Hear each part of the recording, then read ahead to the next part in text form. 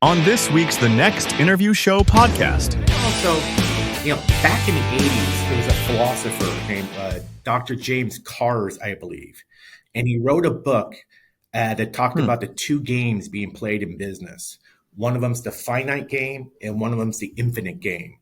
Have you heard of this before? The finite game is they know exactly how many players, they know the rules, and they know the agreed upon objective. So we just had the Super Bowl. So the finite game would be with football, you have 11 players on each team, right? There's rules to the game, holding, penalties, offsides. And the objective to the game is to have the most points at the end of the game or in overtime, right? So that's the finite game. There's also the infinite game. And the infinite game is you have known and unknown players. Rules can change at any time. And the name of the game is to stay in the game, right? So if we look at Costco and his CEO, Jim Senegal, I believe, he's not building a business for today or tomorrow. He's building a business for the next 50 years. No. So that's how we kind of look at I've always looked at my practice here. Hi, I'm Dolan White. I'm the host of the Next Interview Show podcast, and I want to make an offer to you before we get into the interview here in just a couple of seconds. I want to offer you to go to my website. It's dolanwhite.com/LWC and download a copy of my book. It's called Lead with Confidence, 4 Bold Steps for Empowered Leadership. And in it, there are 4 pillars of empowerment that I talk about that you can apply immediately that may help you in your leadership journey and help you today. Now let's get to our conversation. Well, welcome to the Next Interview Show. I'm Dolan White, and as the host of the announcer said, and I am a pro, don't try this at home. As the announcer said, I am the host of the interview, and I am pleased today and honored today to have an opportunity to have a conversation with a great friend and a trusted financial mentor. His name is Eric Bond from Bond Wealth Management. We're going to talk about a lot of stuff. So Eric, so thank you for being here with me today. My pleasure, thank you for taking It's time. great to see you. Yeah. Good to see you. Always good to see you. And that's Long Beach. That's the that's the definition of Long Beach. That's actually the logo from Long Beach State. There, so I was born and raised in Long Beach. So this is my Long Beach conference room. Yeah. The oil island behind me. That's your life. That's your lifelong home. It's fun because we're in this age where we rarely are having an opportunity to talk to somebody who was like born and raised exactly where they're sitting, in the same city, the same place. It's just transitive for we become kind of that people, I think, in the U.S. I'm very sheltered. I've been here my whole life, done everything in Long Beach. I went to the same high school my mother went to. My kindergarten teacher was my daughter's third grade teacher. No, my third grade teacher was my daughter's kindergarten teacher. So it's kind of funny how that happened. So it's been fantastic. That's because you got married when you were 14. So, but we won't get into any proclivities there in any way, shape, or form. So for the sake of those who don't know you, we'll start with just take a couple of minutes for you to introduce yourself and talk about your journey. And for transparency's sake, for those who are listening to the podcast or watching the podcast on YouTube, Eric and I have known each other for a long time. Eric has been our trusted financial advisor for my family for a couple of decades, I think, close to a couple of decades at least. Yeah. We lose track of time over that, especially as I've gotten older. So just an opportunity just to kind of introduce yourself. And I want to talk a little bit about your journey kind of to where you are today. And then we're going to lean into some important leadership topics. I got really lucky, to be honest with you, Dolan. Do you remember a bank called Great Western? Remember in the commercials with John Wayne? It was. Yeah, John Wayne was the Great Western spokesperson. Great Western Bank back in the 90s. And when I going through college, and when I was a teller and in new accounts, there were these 2 people that worked at the bank that were very successful. One was an investment advisor. His name was Darren. And the loan agent was named Patrick. And I would watch them. And I was really interested in the with Darren with the investing because I too was investing before I even got into the business, and I've always enjoyed it. And I tried to get into being an advisor there at Great Western. I just didn't get hired, right? And that was tough. So then I said, okay, I'm going to change gears a little bit. And because I know Long Beach so well, I got my real estate license because I always thought about buying investment properties. So I became a realtor for a couple years. Yeah. And then when I was a realtor, what I would do is walk into now the Great Western Bank that was close to my house. My girlfriend at the time, which is now my wife, was working there. So I'd go in there and drop off my commission checks. And whenever I walked in, the investment advisor there named David was there, and him and I would just chitty chat about investments. And he said to me, he goes, "You need to get into this business." And I said, "I tried. I just couldn't get in." He goes, "I'll get you hired." So he got me hired. And on the very first day at work, he goes, "I'm leaving." And I was like, "Are you kidding me?" So, and this is right when Great Western became WAMU, if you remember. Remember Washington Mutual? Okay.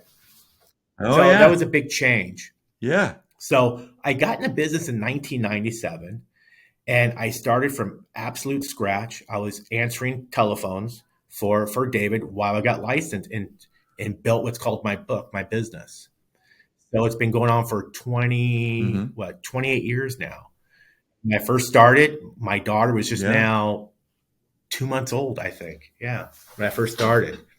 So I was always interested in investing Wow. and just very fortunate. So I've been in, 27 years. Wow. It's a long time in the career. And when did let's talk a little bit about what prompted you to kind of go from, because you went from Great Western WAMU and then kind of off now into your, when you started your own business. And it's been fun to watch your business blossom. We'll kind of get into that a little bit over the years, but it kind of that shift from, Yeah, yeah, that yeah. corporate structure where you're in, to becoming your own entrepreneur, investor, advisor, and kind of Well, moving into your own I was business. only at the bank with under the corporate just for a couple months because when I got hired that first day and he says he's leaving, he went to what's called independent. And that's where I am now. So I was only at the bank for about 2 months, wasn't even Mm-hmm. licensed. I just sat there and said, "There'll be an investment advisor here shortly." That's all I could really say. And then a couple months later, Yeah. I moved over with David because he's the one who hired me and started from right there. Mm-hmm. Yeah. And we got really, really lucky because back then, even though I haven't been in the business long, we started doing seminars for an estate plan attorney, a pretty successful one that had 3 or 4 different offices in Torrance and Long Beach, Mm-hmm. Irvine, I believe it was. And there was this new tax law that had to do Mm-hmm. with IRAs called the Stretch IRA back then. And it was very new.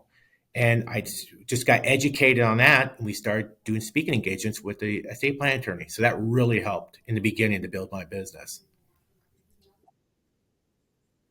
Yeah, that's interesting. Kind of an interesting shift, kind of as you go. So, one of the things that came out of that as your business grew, and I know you're still Yeah, yeah, your business is it's fun to watch. It will slip into California. Since we're both South Bay guys, fundamentally, I'll slip into calling you dude periodically. Um, but it's fun to watch because your business continues to expand and blossom, and there's changes afoot inside of your company as sure. well, name and things that you guys are doing.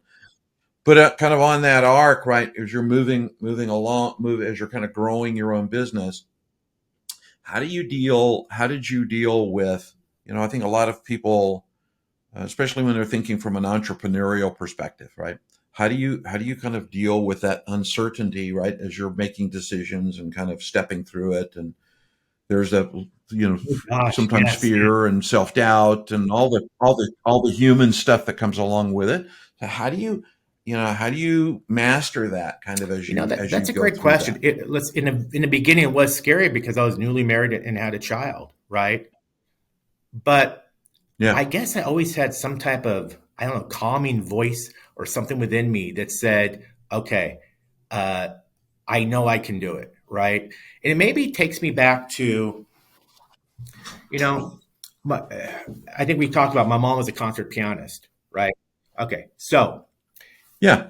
uh, if I'm sure if you Google a couple of the hardest pieces to play, I'm sure it would be Rachmaninoff's Third Concerto, which a movie was made about it, to Shine, and Ondine by Ravel. Very difficult pieces to play. Mm-hmm. So she could play those amazingly, but she'd also always do her scales every single day. And I would ask her, Mom, why are you doing scales? It seems to me so basic when you can play everything else. And she said, Eric, if my scales are on point, it doesn't matter what I play, that will be on point. So what I kind of took from that was the process is more important than the product, right? So early on, it was really working on the process. So what does that mean?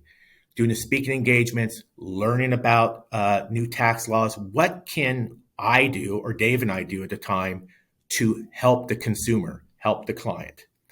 And it's kind of always stuck to those fundamentals, right? And I also built my business, I'm fortunate to say, that I've never, ever to this day, ever asked a client for a referral, which is counterintuitive, because I never wanted my clients to ever feel that I was using them as a pawn to try to make more money, right? My job is to take care of my Mm-hmm. clients. Now, do we get Yeah. referrals? Absolutely. Just have never asked for them. I feel like I have to do so well, right? It's kind of like, remember, Bonnie Raitt, she has Right. that song, Give Them Something to Talk About. Okay.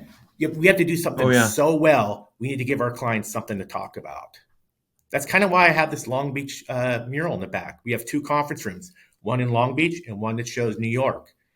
And why did we do this? Purely so Right. it's pure client experience. When a client comes in or we chat with them on the phone, they say they want to visit with Eric. We go, you want to visit with Eric in Long Beach or New York? No, it's just something fun. That's true. I thought that'd be fun. And it's kind of always sticking to what I think the consumer would want, my clients would want, and what would be best for them.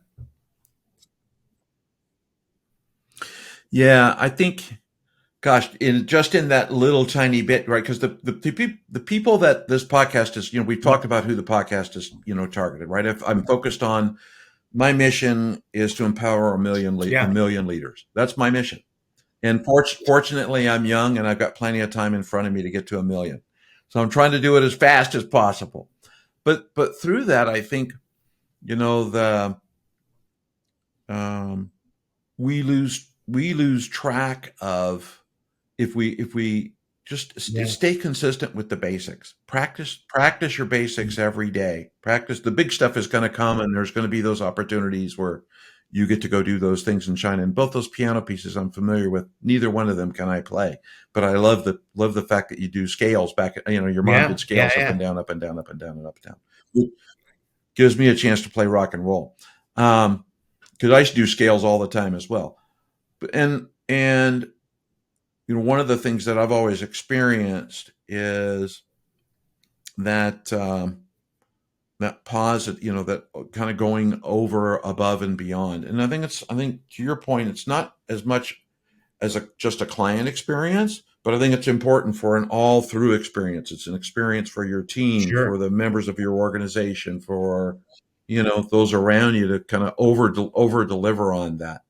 And focus on that, because the rest of it will take care of itself. Oh, absolutely. There's Kind of also, back in the 80s, there was a philosopher named Dr. James Cars, I believe. And he wrote a book that talked about the two games being played in business. One of them's the finite game and one of them's the infinite game. Have you heard of this before? The finite game is they know exactly how many players, they know the rules, and they know the agreed upon objective. So we just had the Super Bowl. So the finite game would be, with football, you have 11 players on each team, right? There's rules to the game, holding, penalties, offsides. And the objective to the game is to have the most points at the end of the game or in overtime, right? So that's the finite game. There's also the infinite game. And the infinite game is you have known and unknown players. Rules can change at any time. And the name of the game is to stay in the game, right? So if we look at Costco, And Yeah. his CEO, Jim Senegal, I believe, he's not building a business for today or tomorrow. He's building a business for the next 50 years. No. So that's how we kind of look at our Right. I've always looked at my practice here. It's not about today or tomorrow. Back in the 80s too, a lot of things changed with business where remember like Gordon Gekko and greed is good. Yeah, yeah. Well, back Oh, then, sure. companies were Yeah. laying off employees just to make the bottom line look good. That never happened beforehand. And it's Right. kind of it doesn't make Right. sense, right? So I just don't agree Yeah. with that, right? And some years are Yeah. gonna be good, some aren't gonna be Yeah. good, but it's more about the long game, the infinite game, as I say. So that's what we always focused on. Yeah. Yeah. I like that. And I think I think it's easy. It's easy for leaders because there's, when I talk about a leader, kind of the day to day life of being a leader, right? They're going to do, manage, and lead. There's three things they're going to be doing, right? And there's pressures Sure. this way and pressures this way. And they kind of sit in the chewy nougat of that. And between those pressures, it's easy to get lost and forget about the long game. And you have to stay focused on the outcome, and you've got to stay focused. Like I tell my clients that I coach, there's an unwritten core value. Core value Yeah. 0 is you must be profitable. But it's not about the money being profitable. It's about what you do with that money that is of value. Take care of your people, grow your business, invest it properly, plan for a rainy day, plan for those days Yeah. when your business may be in a downturn, but use that to kind of go forward. So as you're one of the things that I wrote down kind of coming into our conversation today is as a financial advisor, right, with the relationship that you build with your clients. And I think this is important for leaders to kind of pay attention to this part of the conversation. Not that they wouldn't pay. Of Hell, we're course. talking. They pay attention to everything we say. So why not? So you lead people through um, Yep. intimate conversations Yes. for a better change. And in order to get there, there's intimacy that occurs because we're talking about money, and money's a very Sure, there's a sure. picture of my wife that comes to mind, but there's over my Mhm. shoulder. But money's an intimate conversation, but always with the intent for this is a better change, right? Because they have a worthy ideal that they're working towards, whether it's retirement or whatever, they're building a legacy of the things that people are working for. And that requires trust. One of the things I've always admired about your ability is how you build trust with people and the steps that you kind of go through that. Because I believe trust is the cornerstone Sure. to Absolutely. any sound relationship. Because it's absolutely, the moment you violate trust, your relationship disintegrates.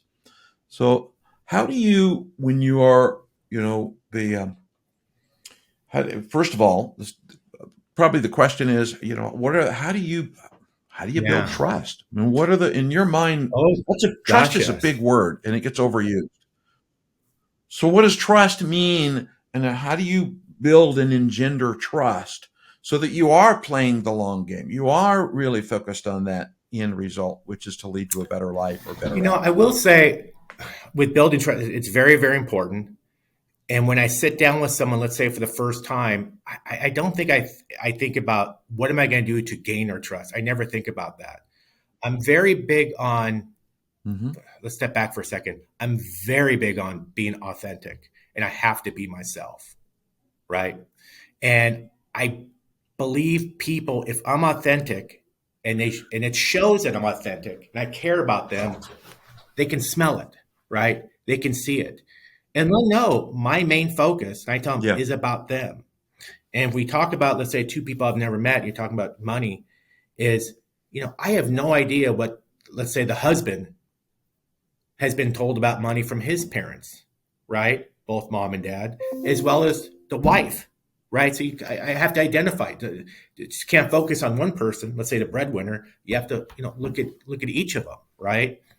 And then also too, you have to go in with Mm-hmm. a clean slate. There's something called ego is the anesthesia that deadens the pain of stupidity, right? So if I go in there with an ego or anything, knowing I know anything, because I don't, meaning I don't know what's best for them, right? At least in the beginning. They kind of have to help Yeah. tell me Yeah. because Yeah. everyone is different and that's okay, right? Everyone has different risk tolerances, different goals, and so on. So I also think I ask a lot of Right. questions that maybe a lot of other advisors maybe don't ask. I don't know, but that's what I've been told before. So going back to your question, building trust is one. If I don't, and I tell them this, if I don't know the answer, I'll say, I don't know the answer. I'll get back to you, right? A lot of times my clients, like I say, I Yeah. don't advertise. I've never asked for a referral. So a lot of times when people come to me, it's because they were referred by one of my clients. So I think that helps as well, right? And I think Hmm. it's again, it's not about what I feel or think in the moment. It's asking those questions I think will help them and trying to gather the best information for them to help me do what I do. Yeah. I think there's a lot of stuff to unpack in there. I mean, there's that, when we were talking about the podcast, one of the things I think I said in passing Oh is authenticity can't be no, faked, and we've all been in those spots where we've been in the room with sure, somebody and there's a vibrational shift, or like you yeah, said, you can smell it on them, right? That we're not being on. This isn't an authentic conversation. This is what's the old yeah, redneck yeah, yeah, colloquialism? They're blowing yeah, smoke, right? We will leave the rest of the statement out of it, but um, but I do think that that trust isn't necessarily. I don't think, at least when I talk to clients about it, I talk about 4 domains of trust, and the very first is you got to trust yourself, and trusting yourself is being willing to know sure, I know what I don't know, which is I'm not an expert in everything, and I probably never will be. And every time I have a conversation, I learn something new. No matter what happens, I'm going to take something new away. So I learn to trust myself. sure, Because I trust me, I can trust you. And I can set that tone in the conversation in our relationship, which gives you permission to make a decision on whether you're going to trust me or not. And I can't be responsible for you trusting me or not yeah, trusting yeah, me. That's your call. There's a guy that was one of my mentors, Bob Proctor, and his statement to me was many times publicly was what other people think of you is none of your business. So it's that kind of that level from being authentic and opening up the door. I think there's a corollary that goes along with that in your world, you like any company, like any business owner, your trust spans kind of multiple domains. So you have trust with mhm, your thank team, you, and you have a great team. yeah, Without mentioning anybody by name, Shirley, and other people, right? But great team, right? So there's a trust and a bond that gets built in that. But then there's also trust in you, which is a domain, and then the trust that you sure, build playing the sure, long game with your customers, with the clients that stay with you. So trust becomes really important. I think one of the things I'd love to explore, and thank you for your insights on your thinking around trust. But one of the things that I always love in our conversations when we're together, and I think it's a great lesson for leaders, is the calmness in the way you communicate and the manner in which you approach conversations without breaking out bowls of candy. So I don't have any candy here in my office, I but have some right and next we'll to me, so yeah, some other day we'll talk about what that means. Here you go. But I think when you're, a component of trust is the a the cement to trust is sure, communication. That's what cements it in place. So how do if you're thinking of, working with individuals who have challenges communicating, who get caught up in the moment and don't take pause and kind of think about it from both sides. What types of advice would you offer someone? Because leaders, I find that's a big challenge for leaders. A pretty consistent challenge is how they communicate. There's mhm, a couple I'm working with now just to knock edges off their communication. So how do you kind of guide your own communication and I mean, guide your thought make process? sure I'm hearing you properly is how to get them to open up or Yeah, communicate better. Okay. both ways. Both ways. So there's a component on Yeah. how you get them to open up and really talk about their root, because I think in leadership one of the things is always getting to know your if you know your people well, Oh. you know how to lead them Oh because yeah. you know Yeah. Yeah. what Yeah. inspires and motivates them. And if you don't know that, it's blind leading the blind. You're going to tell them to do you're Yeah. going to Yeah. get an Yeah. Yeah. Yeah. unanticipated result every time. But there's that art with getting people to tell you things, and because you're dealing with an intimate conversation. But then there's also the manner in which you communicate to yourself, so that you're creating Sure. that willingness to do so. So it's a big Yeah. question. There's like 19 questions You looped into know, that.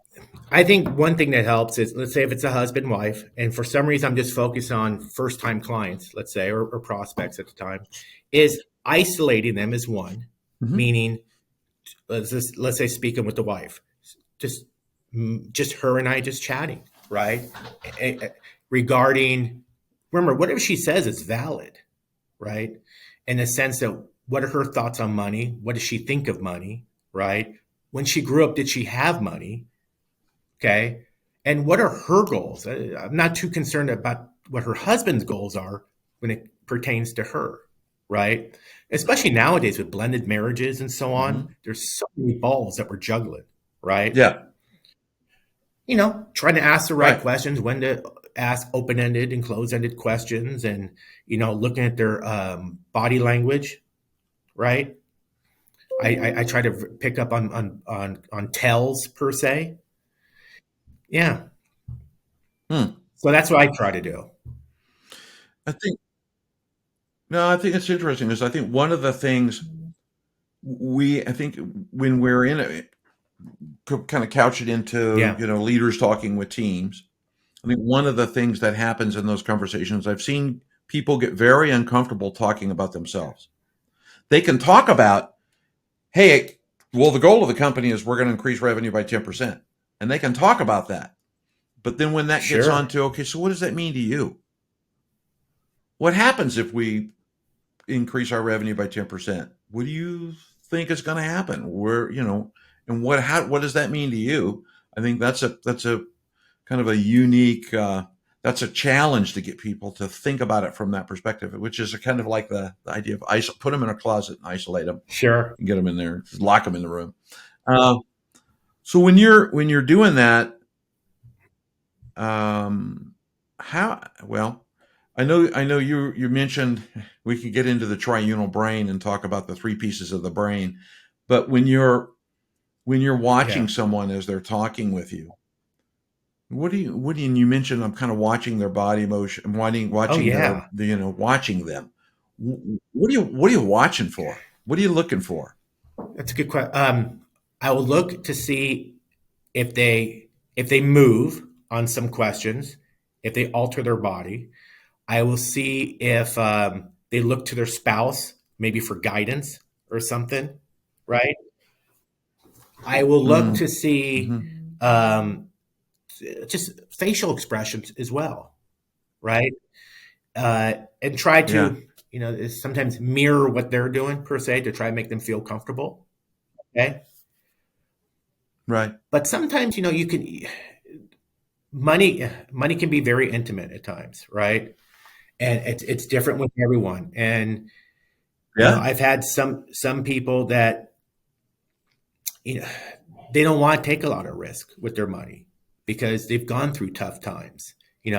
My mother was born in 1930. She talked about the depression so much, I felt like I went through it, right?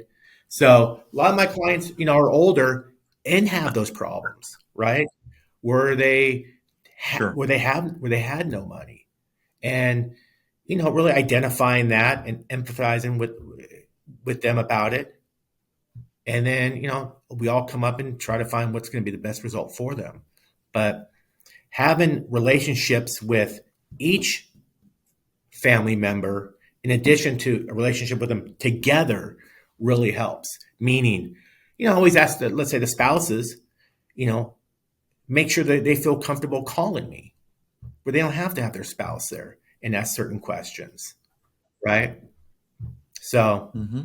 but yeah, but going back to your question, yeah, I look at a lot of body language. Yeah, I think that's one of the things.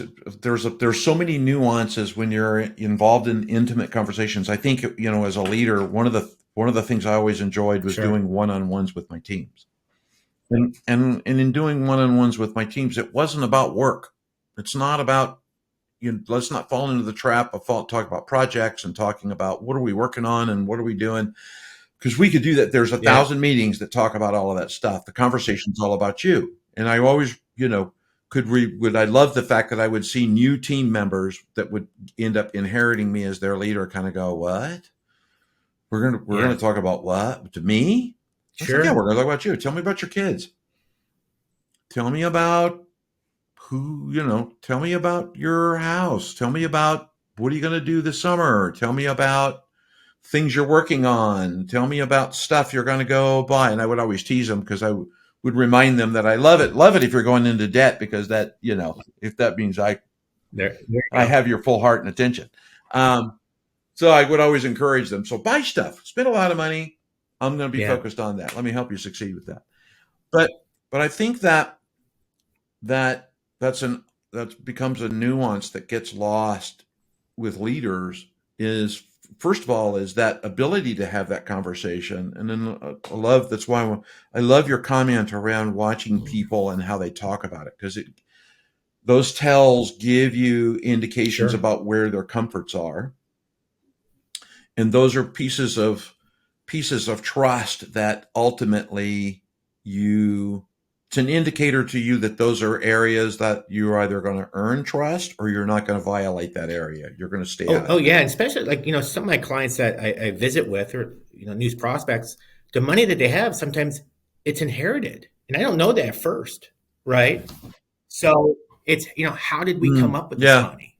And a lot of times it could be, oh well, my father passed away, and let's say the family farm got. And we start talking about the family farm and really how they got this money, and this money came from not just their father, but their grandfather and grandmother, and so on, right?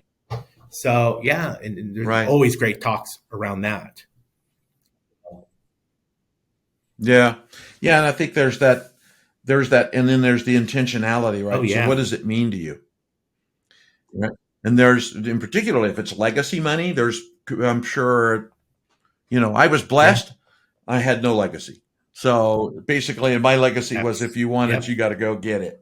Um, yep, which is a great legacy. A little different from hopefully a little different from my kids. Although I tell them my goal in life is to spend absolutely. it all before I go.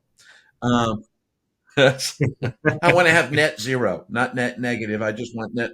When I go, it's net zero.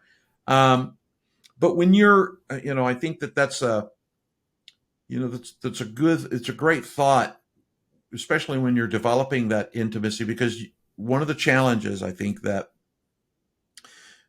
people forget, and I keep kind of grinding back to leaders, and Thank I you. consider you a leader, by the way, because you lead people to better outcomes. So that's why was an easy reach out to say, how I would love you to talk about this with me. Because you are a leader. When you think about that, that we talk Oh, about it's authenticity, kind everything. of to loop it all together. Authenticity, trust, communication, but the intention to let me help you get to that better outcome, and the things that you do as a leader, both with your business, right? Because you have to make as sound business decisions as we can, right? Sometimes we tell people, we don't want to Yeah, tell yeah, our team that we're guessing sometimes, but we make the best possible decisions we can make in business based on what we know. Um, it is a it is that is the cause yeah, with I think with leadership, is to help people co-create a future that is in alignment with their worthy ideal. And if you can do that, you've succeeded as a leader. The outcome of the business, the success of everything else will yeah. pretty much take care of itself. You still have to do tactics and strategy and vision and all the blah blah blah, but the rest of that will be pretty much in alignment. So we've never talked about this. As a matter of fact, a lot of this we've never talked about. But it's been Mhm. fun to watch your organization Thank you. grow, your team grow, and which I love because Thank you. you're a Right friend back and I at love you. you as a friend. And I you know, just, Sure. in a manly sort of way. Um, as the team has grown, I know you're applying this also into your business because your business is growing at a Mhm. volume and your team grows at a volume. So while your team is growing, now let's kind of flip it from an externalized conversation to an internal conversation. So what things happen inside of your organization? Soon, can I Sure, divulge that the name absolutely. is Yeah, changing? Can I say that? we're so excited. Yeah, we're That's very becoming excited. octave. That Mhm. and Yep. again, a tip of the hat for your mom. So octave for those piano players out there in the world. Yes, the octave is the difference between here and here. That's an octave. There we go. Um, the growing, and you've got a marvelous team. So how do you engender kind of that communication and trust and momentum inside of your team so that you continue to the organization continues to be inspired Yeah, with the same mission to continue to serve? How do you keep that consistent? And I'm sure. sure there's ups and downs to that, but how do you keep Kind it of consistent? funny. We are always very authentic here, even as team members, right? Very authentic. Hmm. We've been fortunate as we grow. Uh, One of the big hurdles is our focus isn't to really grow. Our focus is also to how do we have the small look, if that makes sense. Even though we're growing, we still want that small feel. That can be challenging at times because we are growing and it's Hmm. tough to juggle everything, right? Because it starts and ends with Hmm. our clients. Our clients are everything, right? So we're fortunate. I will say, with Shirley, I've known her for 20 some odd years. Terry, who's with us now, I've known her for before she got hired. Lauren is one of my friend's daughters that's been with us. So it seems a lot of times I hire friends or people who I kind of know. But we're so fortunate that I at least will say with me, how many people can say when they go to work they absolutely love going to work, right? And whenever I visit with someone, it's like a puzzle, you know what I mean? Especially with Hmm. some, I keep going back to someone new. It's like a puzzle, but my business is fluid and dynamic. It's always changing. So even though I might have a puzzle one year, it's going to change maybe next year because of tax implications, whatever it may be. And I'm truly interested. It's because I look at it as almost like a puzzle, like a game, and it keeps me going. And I just love it. There's so many things. Yeah. And so, Yeah. when one of your foundations is to serve and to help, there's a lot of good that comes from that. But we get Yeah. when we get back, yeah, we Go just ahead. get so I much cut back you off. from Go our ahead. clients. So that helps. Yeah. It's fun because I'll give you kind of a case in point. I did a coaching Mhm. call with a company this morning, and I had the founder of the company, and the leaders of the company on the call, and we were talking about their goals. They actually they've been in business multiple years, and this was a conversation. In a little over 75 minutes, we went from there's no goals to what Mhm. the hell are you doing in 2025? So let's solve that now, because if you don't know what you're doing, Mhm. wherever you run out of gas, you're on vacation. We set the goals. And one of the most interesting parts of the conversation is we started backwards, and which I love to start the conversation back. You can plan on what's your goal for number of customers, clients. You can plan on what's your goal for average revenue for client. You can plan on I want to have it all by December 31st, 2025. You can put all of that in. And by the way, the more definite you make that plan, the more God laughs at you. So we started with what's the intention? What does your Mhm. client get to do? And in this particular case, they create books without divulging the name of the company, but they help people publish their books. And it's like, great. So Yeah, yeah, why yeah. do clients want books? And we went through a whole list of why do they want to do their story. Great. Well, what's the result of the story? Well, they get authority or legacy or and we had a list of about 25 things. And it's like, great, that's what you're working towards. The other things that you're doing, those are the steps in process to get to that result so that that person can tell their story that Sure. creates a legacy for their family. Tell their story so they can create authority, they can create credibility, they can do those kinds of things. And you use that to you build your steps towards that ultimate goal and keep that vision in mind. It's for the sake of, Yeah. this is why I do it. And that's although you've not said that specifically in our conversation, that's one of the things I enjoy about our conversations and your points here in the podcast around it is really truly it's about serving that end result, which is moving an intimate conversation into Yeah. an outcome that satisfies your life, that gives you Yeah. a better life, better outcome.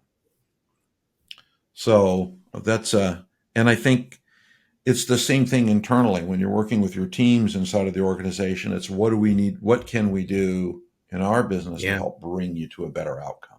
How do we help bring Yeah. you And towards your goals? when you start So, talking about that, it made me think of the unfortunate thing about my practice and every financial advisor's practice is they pass away, right? Your clients you maybe have for 20 years. mhm, And, but, mhm, you know, I've been very fortunate that when they pass away, we start managing their kids' money.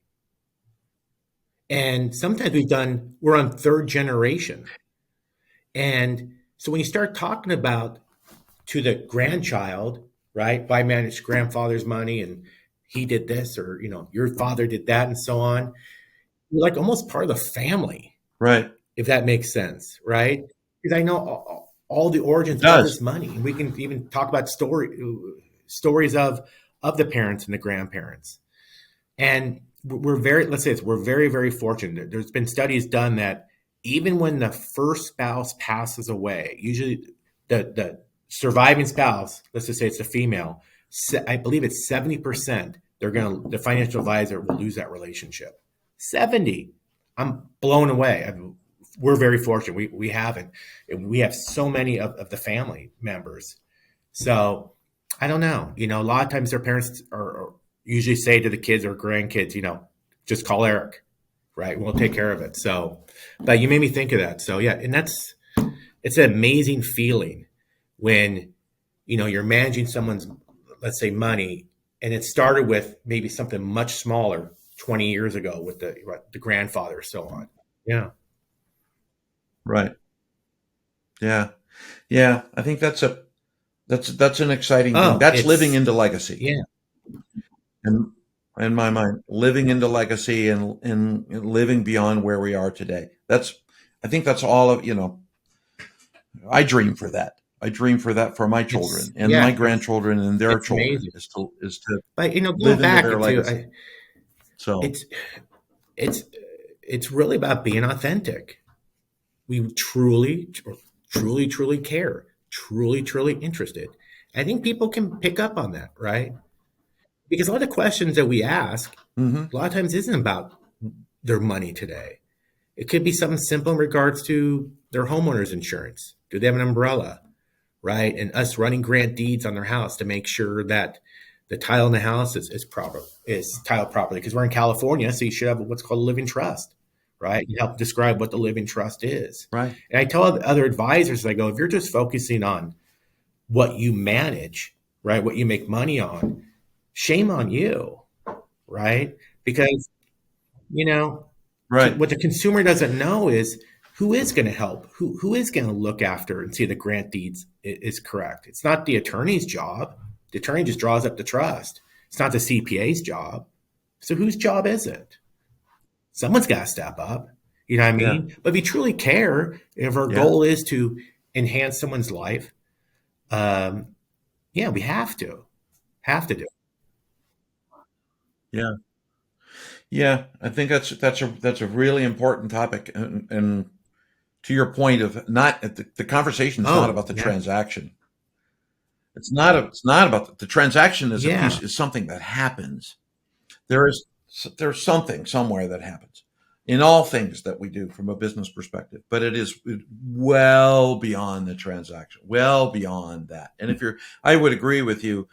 We're well past the goal I set for our time today, so we're not going to go too much longer. But and I told you I'm my own worst enemy on a 30-minute Sure. podcast. I love it. We're at 45 minutes already.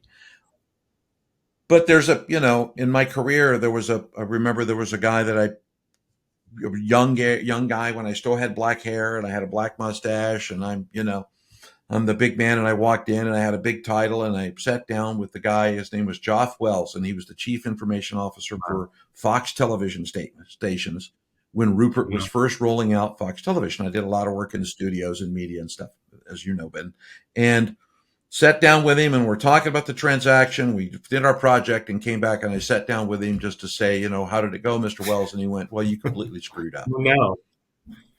And I kind of went, well, what do you mean? Because, it was a successful engagement and we did this. And he said, yeah, but you never asked me what I was going to do next. You never asked me what my 10-year plan was. You never asked me, what do I get out of it? You never asked, and he gave me a list of about 15 things that I never asked him. And fortunately, he was very kind at that point and said, here's what I want you to do. I want you to go think about it and then meet me in New York in 2 weeks and we'll talk. And it ended up in a very long-term relationship with Fox. But it could have gone the other way around. And I think when you're focused on that moment, that transaction, that one thing, you forget about that long tail, that greater good that you're really working towards, which is, in your case, I love hearing the story about multiple generations and taking care of our kids and doing other kinds. That's what I anticipate for my family, is that you'll care for my kids. There's a trust in my heart. It really is. Knowing that, it really is. And also too, if we start with, and I take being authentic very, very seriously, but a lot of things will tentacle from that. Like, I don't know how many times a week I think, what do I believe in? What do I believe in? Right. And I'll say that to myself. What do I believe? And what do I think? And what do I believe in? Because what I believe in, and if I choose to do it, it might be counterintuitive. You know what I mean?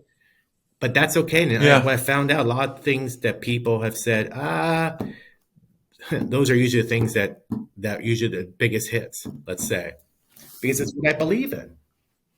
Yeah. Right? Yeah. I think there's a whole nother podcast we can do around just that self-conversation. It can be pretty powerful. It can be very, very powerful, right? What do I believe? Right? This is what I believe. And who am I? Yeah. Well, we have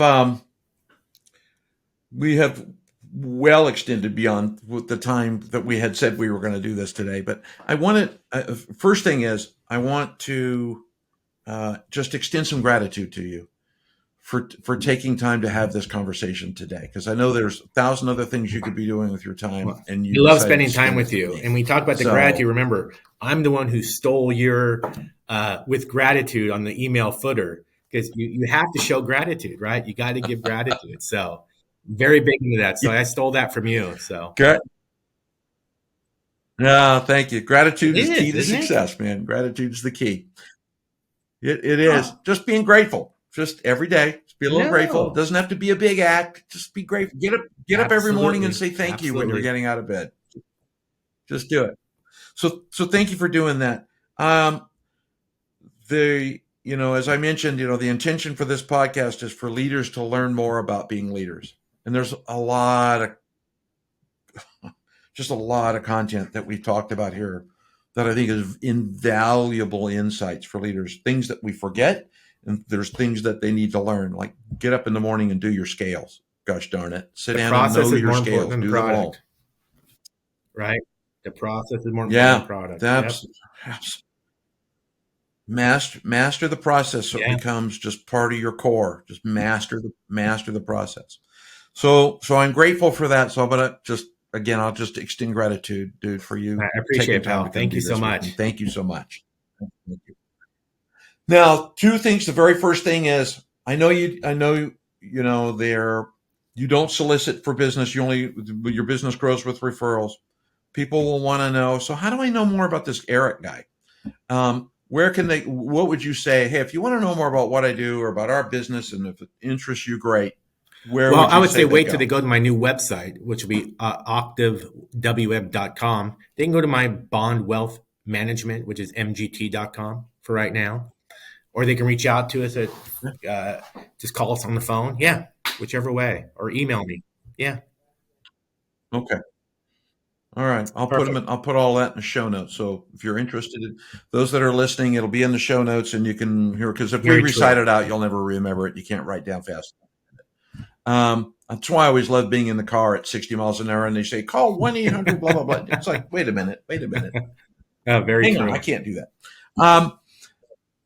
So in closing, for those of you who are listening to the podcast, I'm going to invite you to do a couple things. The very first thing I'm going to invite you to do is subscribe if you're on YouTube. If you're on Spotify or Apple or Amazon or the plethora of platforms that the podcast appears on, give it a follow and come back and listen. It's not about building fans and listeners and subscribers. It's not a vanity number, but the number allows us to do one thing, and that is to bring the podcast closer to the top of the stack. I saw a statistic yesterday on Apple Podcasts. There was 1.7 million podcasts, and there's like 100,000 coming on every month. This is the preferred platform that people are going out listening to. But it allows us to come closer to the top of the stack so that we become visible to those who haven't seen it.